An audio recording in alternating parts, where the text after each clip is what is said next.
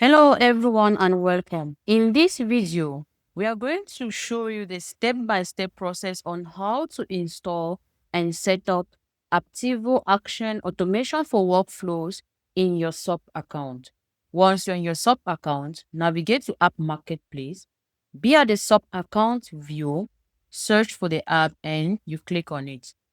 Click on Install and you click on Allow and Install. There you go, your app has been successfully installed. Refresh your tab and you head down to the custom page. Click on the custom page and the interface of the app is going to pop up where we'll have access to the documentation link. We'll have the smart queue video that is going to guide you on how to get the necessary credentials of the app. We have the app set up. Here the app has not been set up, no worries. We are going to walk you through on how to connect and set up your app. We've already created our account online. We head to our account. We click on your profile, take business settings, and under business settings, click on the API access. Copy your API key, head back to your sub account, click on start setup, and you paste.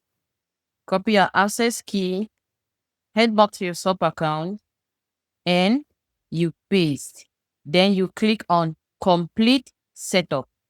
There you go. Your app has been completely set up and connected. We have the support center. At the level of the support center, you will be able to create a ticket for our team and as well book a call with our team members. We have the change log. At the level of this change log, you will receive all the necessary notifications and updates concerning the changes of the app. And to receive this notification, toggle on the email notification button, insert your email, and you click on the subscribe button. There you go.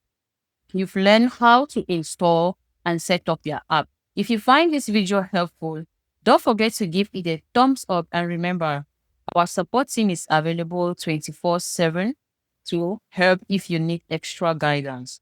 Thanks so much for watching.